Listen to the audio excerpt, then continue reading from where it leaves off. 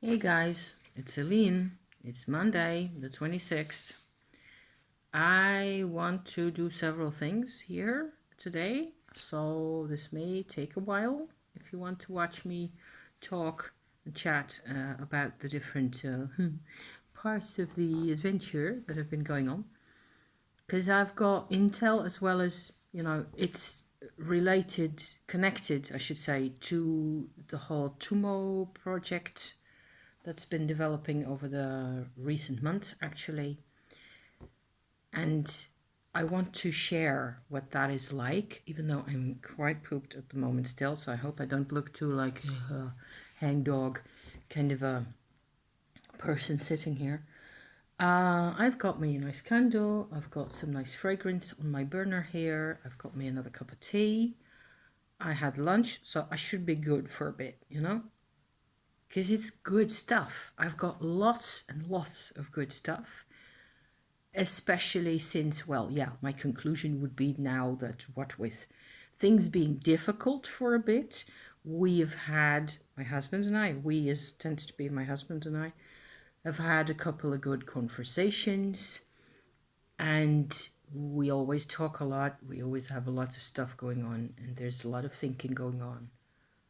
And part of the talking and the thinking has to do with being each other's therapist, both ways, actually, in very different ways, very completely different. But our marriage, you might as well say, is turning into this mutually beneficial thinking machine, feeling machine, which is really cool. And I'm super grateful to be sitting on this side of this past weekend here, because you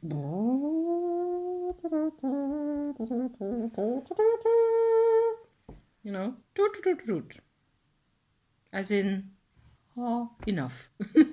Not enough of the marriage or enough of the company or whatever, but just a pile up, a huge pile up of, we use a term in Dutch, and especially among us, the two of us, we've got these terms, that in these ideas and concepts that we throw out, or the quotes, from all over. I suppose it's a part of having a really old, long lasting relationship where you just need to say the thing and everybody else knows what's going on, right? And in this case, I was thinking of an expression, ice flows, ice that's broken, and then there's a current somewhere, and the ice piles up, and you get this force behind you of the pressure of all the broken bits. And there's an expression in Dutch for that, which you won't need because, duh.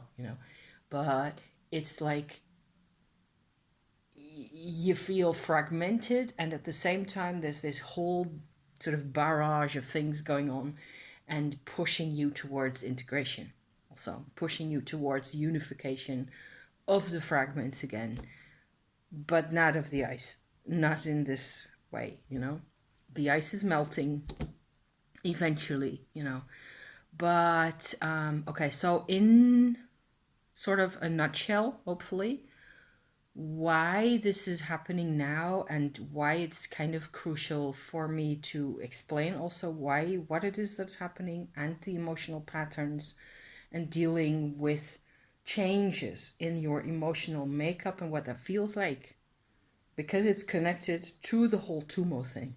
Okay, so maybe I'll be able to explain enough of that. I'm hoping that I will manage today with the state my brain is in. I don't know.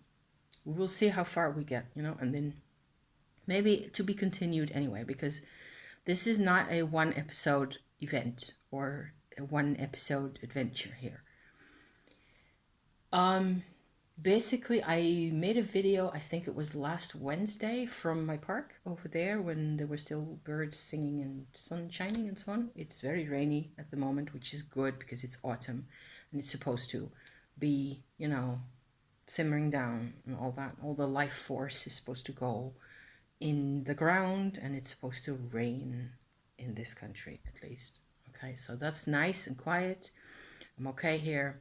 I should be able to tell you the consecutive things here, which I already said. Sorry for the rambly nature of this. The thing is, there's a lot of different elements sort of coming together in my whole story, and I want to talk about them all, which is not necessary at all. If I talk about half of them, that would be plenty. But I did a video, okay, back to the thing here, where I sort of explained this much about giving my husband a energy working treatment using my Tummo experience by now, where there's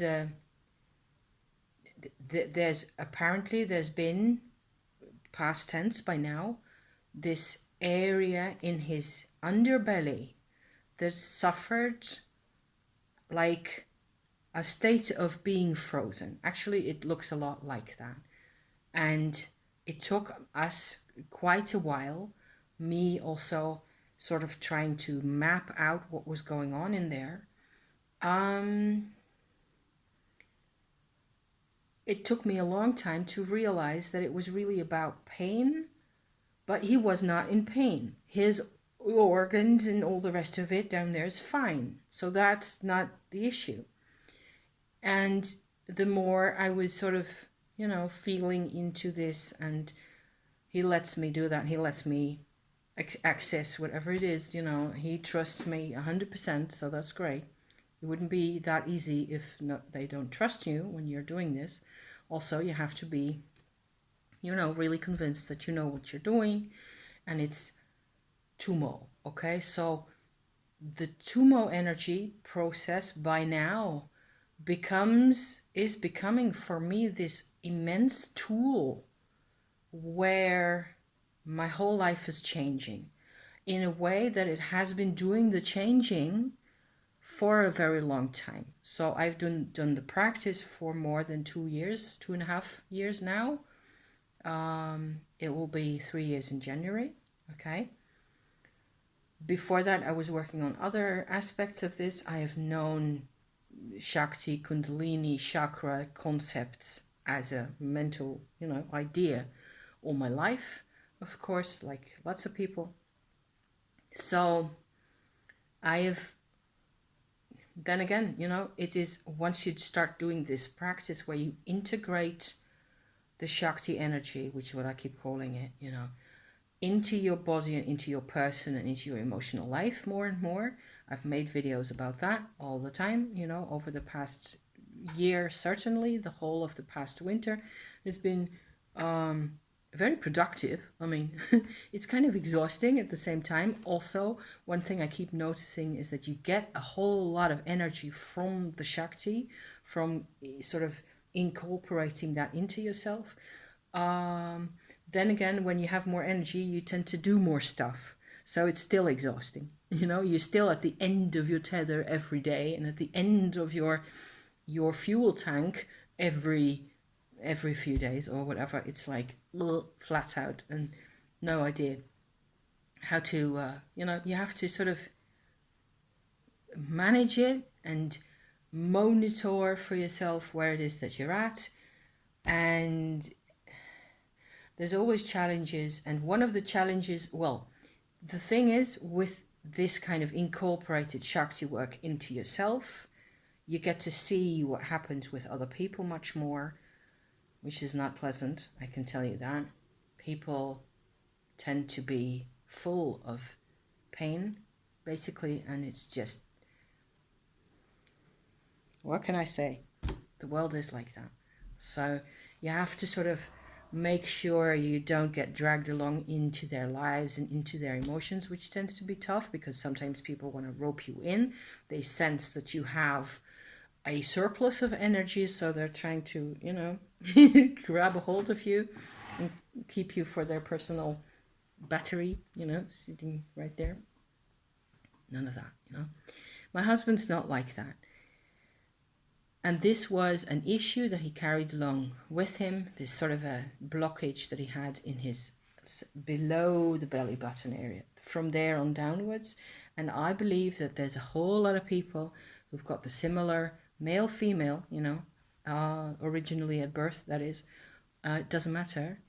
We carry I was going to say a karmic charge, as it were, from the mothers who bore us, who carried us, and then gave birth to us.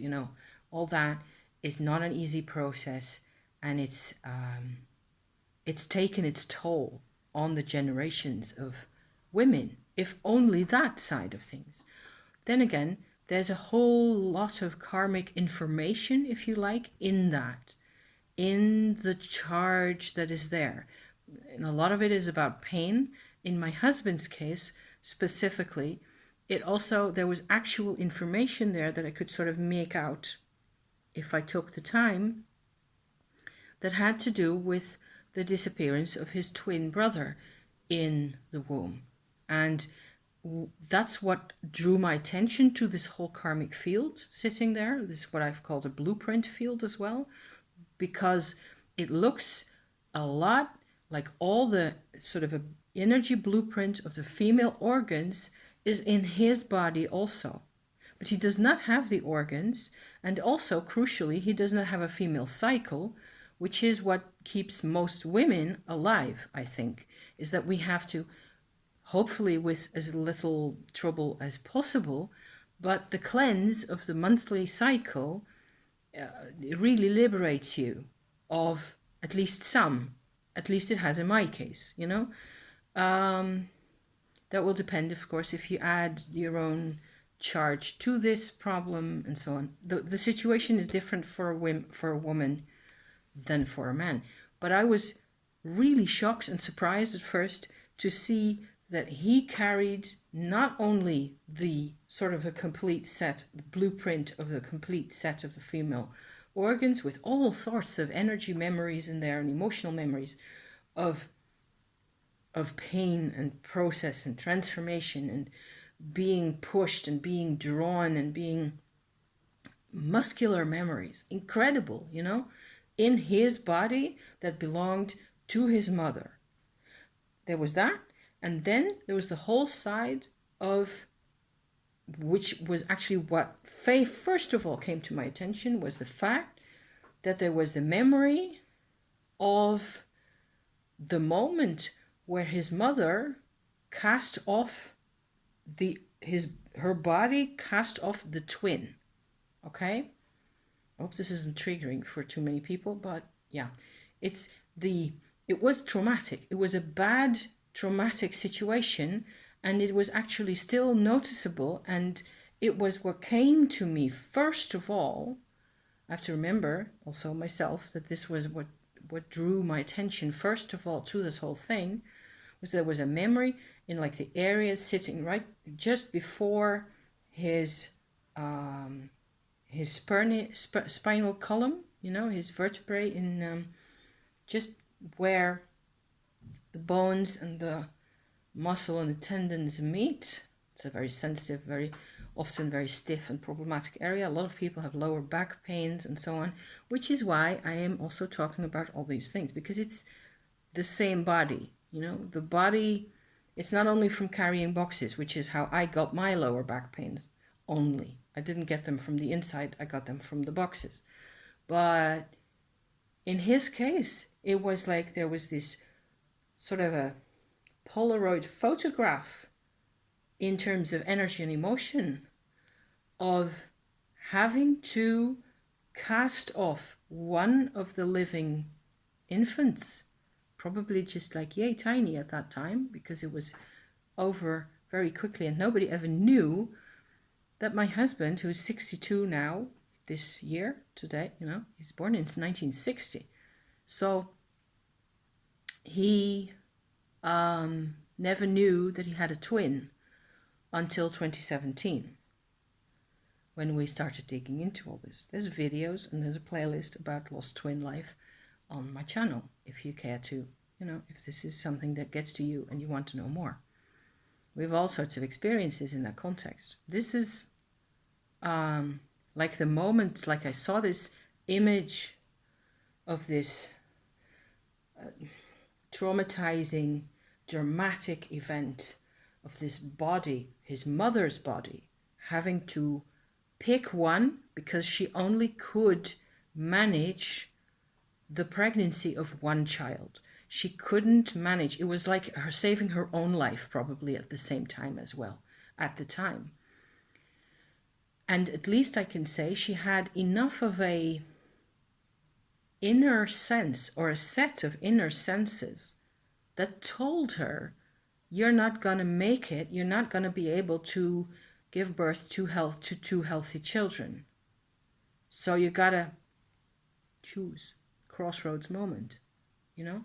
There's like this big Hecate kind of goddess crossroads dark moment there going on.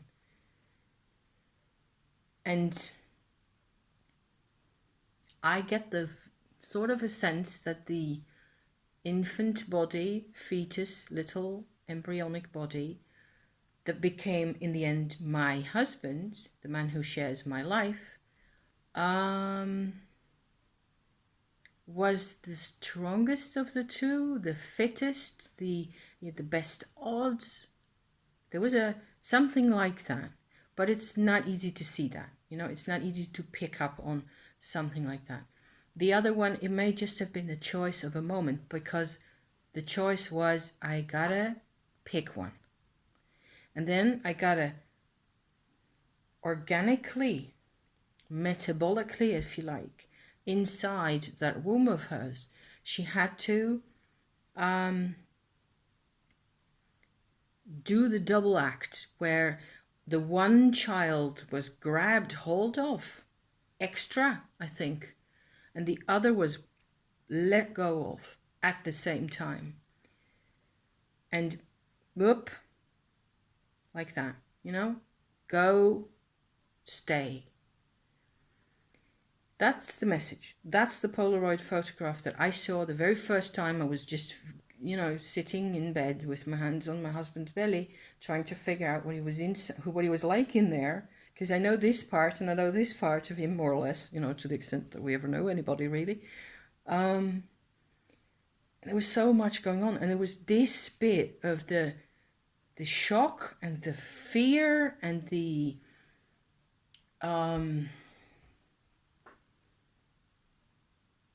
wrenching change. I don't know. I don't even know how to describe it. Of having to do two contradictory things in that womb.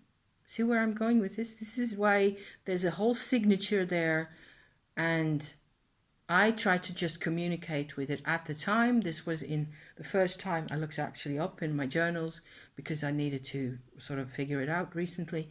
When did I first get to see this? This was in January of 21, so a year and a half ago. At the time, I did have the sort of capacity to feel this moment. I could sort of perceive it, and I could see that it was also consistently the same kind of impression I would get over a couple of weeks later.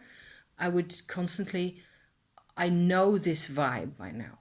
So it's like very specific, and it's not vague or anything. I know exactly what it is that I'm seeing, and I keep, without, pushing anything of my own in there. I've never been pregnant. I've never had this kind of a situation happen to me. I don't think my mother had anything to do with it. There's no history of twins that I've ever seen in my family, ever in my, genealogy, family tree research either. So I've known, it's only because I know about him after the lost twin, adventures that we've already had before, and the emotions, God, the endless levels of emotions that he's had to face with this whole twin thing. So that was the basic situation. And a couple of weeks ago, what we did is I applied, and I made this little video last week about that, I applied my newfound knowledge of the Tummo process and of the ways to work with the other person's Shakti energy from my own, and then back and forth like that, to sort of reprogram his underbelly, if you like, to at least communicate, because afterwards there was a lot of more pain. There was more of a charge. The karmic charge was actually twofold. There was the holding on and losing the two babies, the two infants at the time, and the second was just the pain of pregnancy and giving birth and all that. So there was a whole lot of this. My mother-in-law was a person that you would have liked to protect from having to have children. There's thousands of women going through the same thing every day.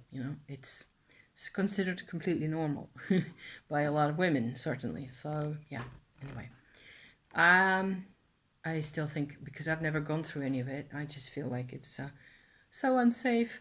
And why in the dickens would you ever, we were watching Frida Kahlo's life. There's a documentary going on the French, yeah, on the Dutch television at the moment.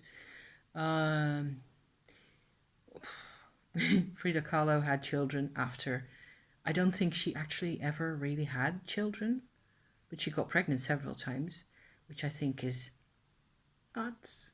In her state, she had this horrible accident and so on and so forth, so she didn't have the full kit.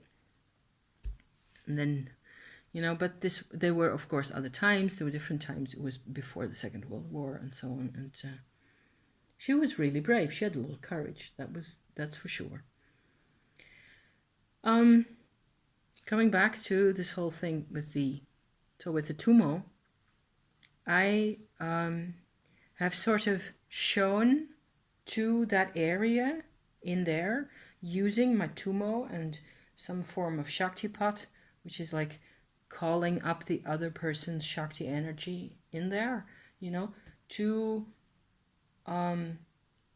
share with that area that you can also be like this, that this is painless. Normally there's hardly ever, okay, I'm in menopause, but that's not really such a big deal, I think, ever. So especially since I done my Tummo, keep using it, I use my Tummo a lot to alleviate possible menopause symptoms. I'm not always successful.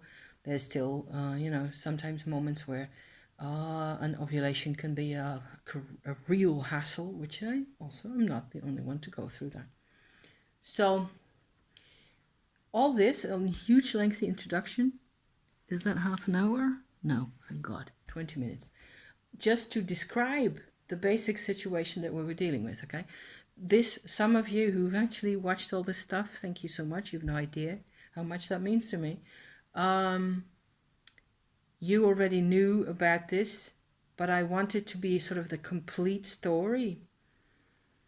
It was successful. The treatment that I gave him, where there was a combination of the Shaktipat, the Tummo, and my communicating what this looks like here to those sort of blueprint systems that are in there in his body, that healed a lot of the emotional blockage that was there. It was like there was constant, what do you call those things? Speed bumps in the metabolic process, in his energy processes into his body.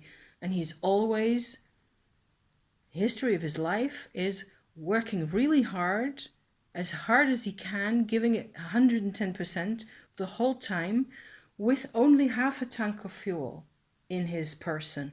Emotionally, relationally, everything has always been working with less than you really need. That's his MO from A to Z, the whole time. So after that, okay, there were a couple of days where we noticed, both of us, that there was an intense sort of a sense of relaxation coming into him, also to me, and so on and so forth. And I think I've described this as well, or hinted at it anyway in a couple of videos.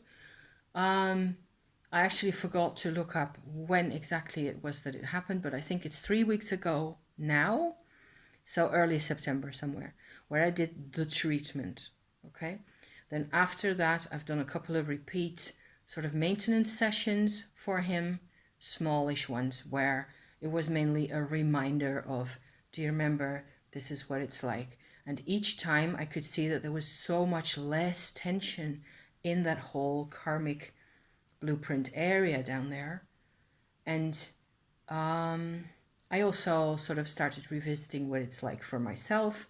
And of course, I had a a period that came sort of 7 days or 6 days earlier than normal, which tends to happen, but it was kind of obvious to me that it had been triggered by the whole revisiting the ovaries and the revisiting the you know, this whole.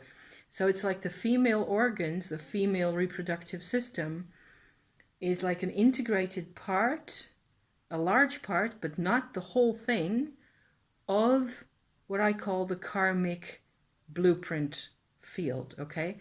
Because it's actually more towards the back and to going upwards. There's this whole sort of a, let's call it a gray area, where I think there's a whole lot of physical memory stored, if that's necessary, if that is what the body has been, been doing.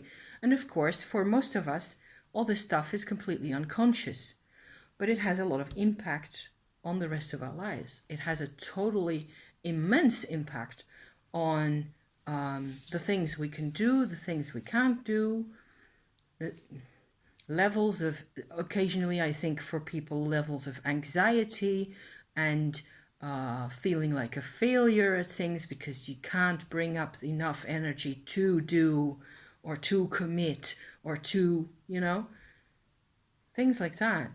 Some of that will hark back to this part of this part of a person's history, which is sort of written down in your bellies, right?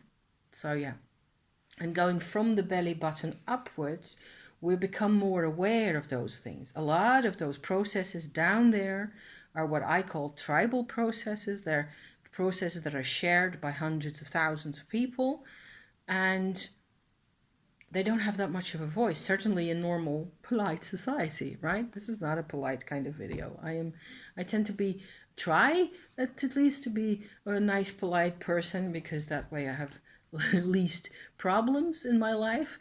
But I mean, in terms of subject matter, this is a very off-road, off-grid kind of a channel here that you're watching now. So yeah. So part 2. Okay, where am I at? 27. Okay. There's a part 2 to this whole thing. And that is the emotional, sort of a resurgence that sort of came as a sequel, as a consequence, as a result of doing the other things, everything I've described so far, and everything that we've done so far. And I'm trying to think at the moment, because there have been other rather larger events. I've made other witchy check-ins, also when we got back from our holiday, halfway through August that was, so that is a month ago and a bit. I actually did a long witchy check-in about our holiday, where we had a couple of rather impressive, events and things that made a deep impression on us, personally and emotionally. And it's all connected to this thing as well. So it's like the whole thing. That's what I was trying to mumble about earlier, in the beginning of my of this session here. I was trying to, there's so many layers to this whole thing. And it helps if you practice Tummo. That's my baseline here. I hope that this comes across. The baseline is what Tummo does in one's life once it gets properly going. And if you let it, you get this like a tree shape. Everything branches out. It branches out into everything we touch. And that's important. I think that's just something I just have to keep yelling about. So over the past 3 weeks, there have been a couple of moments where my husband and I had to sort of figure things out. Okay, had to discuss things. There were discussions. A lot of it has to do for him with he's got a daytime job always. He's always working like 60 hours a week or something crazy like that. And he's got the energy, he's got the, it's possible for him to do that. He's fit enough. Also, he's sort of catching up on a lot of that kind of, you would have wanted him to have this level of organization in his job with his clients, with his colleagues and his boss and everybody that he 20 or 30 years ago he had the talent to have a really successful business situation like he's in today.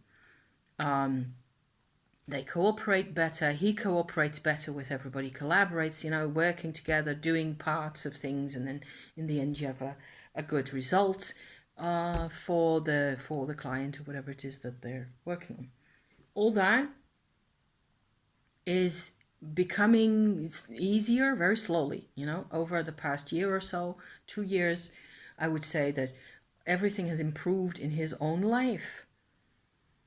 And to the extent that by now, actually, yes, we're coming to a stage where he can afford to mentally let go of the job, let go of the clients, let go of the whole situation for a day or so in the weekend or whatever, and pay attention to how he's actually feeling.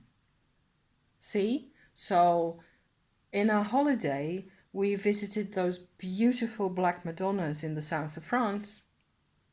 And he was terribly emotional, and it affected him to the bone, which tends to happen, which also happens to people. Black Madonnas, statues, type it in your Google if you don't know what I'm talking about. And this is something that appeals to you. Gosh, it's a whole adventure. I was actually so pleased because I got into contact with a lady who does a website about sort of worldwide Black Madonna, Black Mother ideas and rituals and places of worship. And she didn't have any places or any such types of, such names or places or stories for the Netherlands. So I wrote her an email saying, look, maybe I can write something for you if you want, because she asked for contributions and things like that. And I'll put the link down in the description to this, because we have 2 pages by now. I contribute some of the material and she works on it to adjust it to what she needs to know. And sometimes she has to dig up quite a lot more historical material than I've actually got access to, and or that I've found, And so we have 2 sort of old pilgrimage places from around here now on this international website where they're, it's so excellent. So those are Dutch, by the way. So the ones that we visited during the summer were in the south of France. It's a whole different story. And there's a whole set of vibes with Black Madonnas. It's fantastic and it's gorgeous. So yeah. So my husband's also deeply affected by that kind of stuff and gets drawn into all sorts of emotional states that he can hardly, he knows what to do with it somehow, and he starts writing poetry again and so on and so forth. So that it really gives him a whole lot of a new life, a new parallel track to be in and to enjoy himself in and to explore expressions and things. So that's really cool, because I think that's bloody crucial. Also, if you have a strong meditation practice like my Tummo business that I keep talking about, it's crucial to have some way of formulating, putting into consistent frameworks what it is that you're experiencing. And when something like that affects your past or your It will always, if something changes your past for you, like 50, 60 years ago, things that you carry with you, big things, okay? Like his underbelly thing here, and all that changes. This is going to affect how you behave. It is affecting how you express yourself with people, how you relate to people. It's going to make other things possible. In his case, what happened, so this is what happened fast forward to the last weekend. So today's Monday, right? Like I said, Sunday, Saturday. I think already Friday evening, for some reason, we'd already been talking about things. And there's like this network of conversations that we've been having actually with him for maybe a year or so, maybe less. It certainly over the past couple of months, the more we see each other, it is to be talking about difficult things in the past, to be talking about his parents' divorce, the way that was like, there's a whole lot of stuff that he's never got a chance to properly process, and it's still inside him. And that's actually what came out Saturday now, for like the third or fourth time that we were in this situation. This is what happens. We will be talking. We're on the road to somewhere else. We're having this rambly conversation about all sorts of things. Actually wanted to go and visit a tarot shop, vintage store that we actually got to. So I've got tarot goodies to share as well, which I will probably do in a separate video later this week, because I don't see that happening in with this one. Who knows, maybe. It was my plan originally to also incorporate my tarot haul, so that we'd have the whole, the whole thing. We were having this conversation on and off, bits and pieces, and then something normal and something practical, and the way you tend to, yeah. And I don't know exactly what it was that I mentioned, something about his dad, and he just had this massive shutdown. And he was supposed to be typing our destination into the navigation system that we used, and it didn't cooperate. Or it cooperated all right, it did what it was supposed to do, but it wasn't the right address, and there was 2 navigations, one in the car and one on the phone, and we ended up being horrifically late at our appointment, and he just had this jammed brain. And we didn't have the time to figure out exactly what was going on with him and why he was just suddenly, it was like a sort of, I don't know if you know this or if this is a common thing or whatever. I've never experienced it myself really, where it's like an instant depression. Somebody says something, there's something going on, and you're having a depressive episode, but like so. 10 seconds time and you're dead in the water, and there's no prodding, so what with the appointment that we had, it was just a lunch meeting with a lot of family members. We needed to be in that group, we needed to be jolly and participate and have fun and show everybody that we're okay. So that was kind of counternatural because it was really hard to, but we managed, both of us, because we're adults. We can do this, we can always pretend everything's fine, even though we're half dead on the inside. And I was scared, sort of viscerally even. I didn't have a reason. He didn't yell at me, he didn't shout, he didn't say anything. It was just like he went dead in the water. I don't know if you know this. Anywho, afterwards, okay, so this 5 o'clock in the afternoon, a couple hours later, we sort of decided to not go visit anymore with others and people. One of the people that we visited with that afternoon was actually his brother, so he's to some extent, he's got the same karmic charge as my husband has, right? So there's a whole lot of resonance all over. It's crazy. So more talk in the car. Thank goodness I had dinner that was really easy to prepare. By the time we got home, it was time for dinner, and we did all that. It was pretty chill, watched some telly and so on. We just sort of hung up the phone on the whole complicated past lives, the past karmic business. Just hung it up. And he slept, he was fine. I slept until 3 o'clock in the morning, and in night, that is. And then I woke up to go to the loo, and I didn't go back to sleep. So I lay awake from 3 o'clock onwards, completely stressed out, where I couldn't even really see what was bothering me so much, except this charge. It was like the whole charge of his emotional problem that he's been having ever since I met him, ever since I haven't known him any other way. But the problem used to be like, how do you say, cast in cement.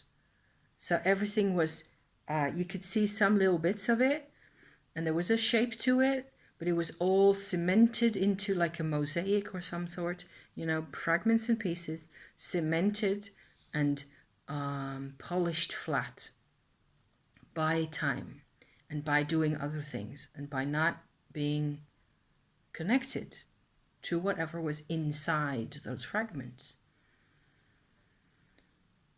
And so my conclusion now, and over the past couple of hours that I've been, messing around in here and doing my journal and thinking about these things, and the conversations that we ended up having yesterday, I was like groggy, of course, but we went to the woods. It was real nice. Actually picked our first couple of bolete mushrooms to put in my pasta yesterday night. That was excellent.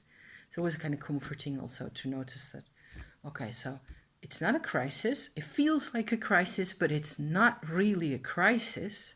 It's just that these fragments are all suddenly, it's like the cement that kept everything in its place is suddenly gone.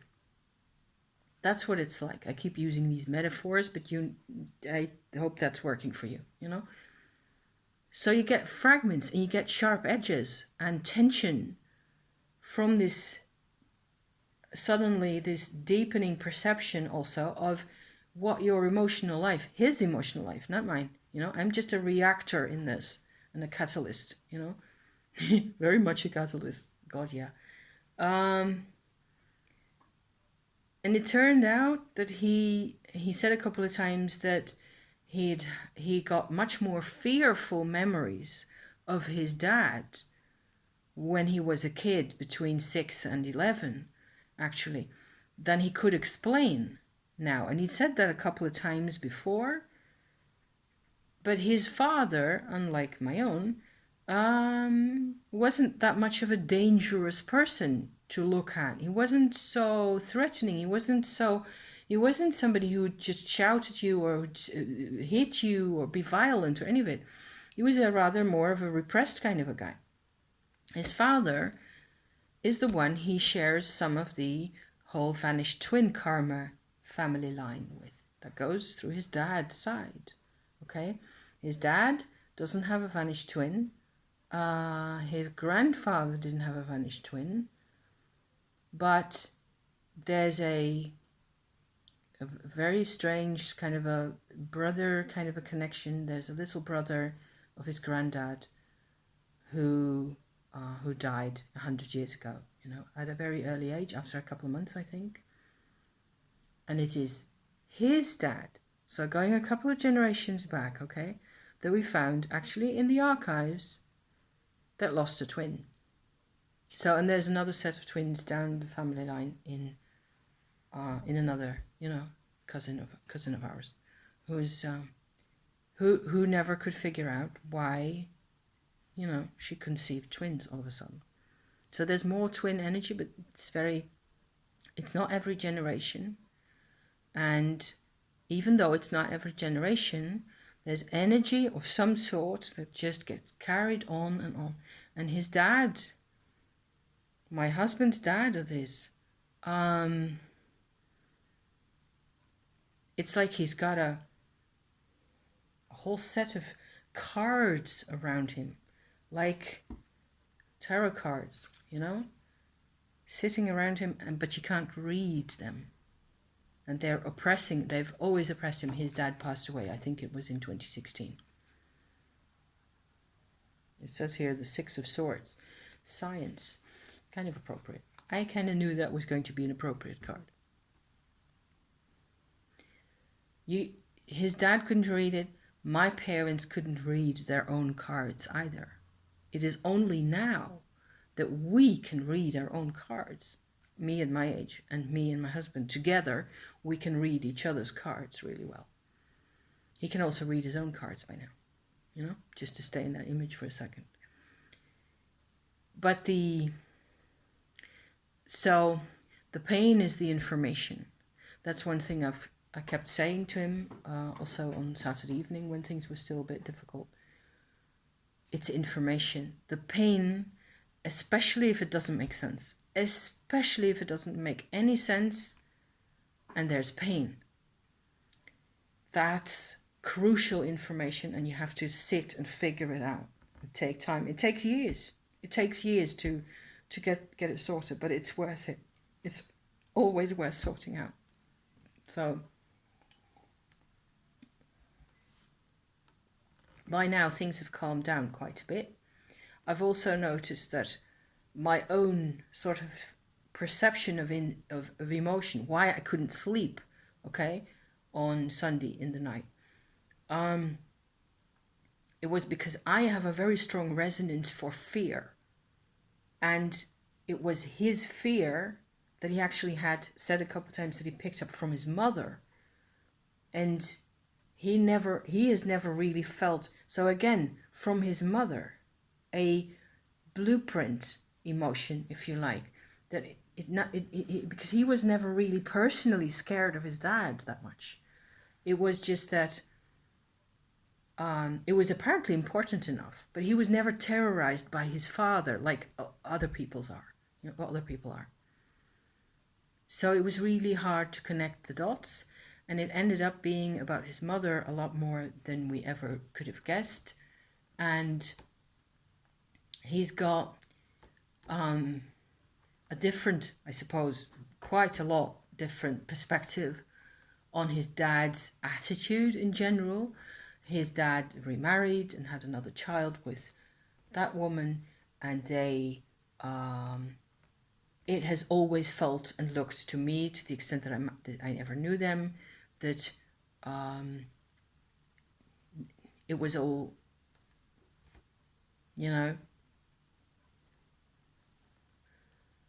he was not an easy man to live with in lots of ways, and there was a lot of residual anger in him. He lost his own mother when he was a small child, but he never told us anything, and everything was always supposed to be fine and dandy. So that's why all this figuring out, after even 50 years later, you still have to do all this figuring out, because apparently, and that's my message, if you're doing this Tummo thing, it will wash away the old cement, and you're left to deal with the sharp edges, and you will cut yourself again on the sharp edges, on the bits and the pieces, and you can only take your own emotional life really seriously. That's the only way. So for me, journaling is like life-saving. I have to sort out my stuff. I have to write things down. I have to sort of see the consistencies and the patterns coming back. And then in the end, what you get is it's like you get 5 more rooms in your house all of a sudden to use. You get to use your person through Tummo. That was my message today, okay? So I still think that's kind of cool to be saying. I think that's all I have to say at the moment. I have deck stuff and some really cool cards and things, but I will wait with that for, later this week somehow, because I think this is quite enough. 50 minutes, yes. I hope this makes sense to somebody out there.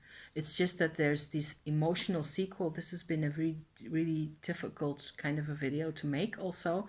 Not so much because I can't really pinpoint the different things, but because it is layer upon layer, and the Tummo praxis sits at the root of it all, sits at the root of change, if you like. And there isn't anybody that I can Google who can tell me more about what happens when you get 5 more rooms in your life and in your house, and how you deal with that and what you have to do in order to access those. I have Teal Swan's completion process, which I use fairly often.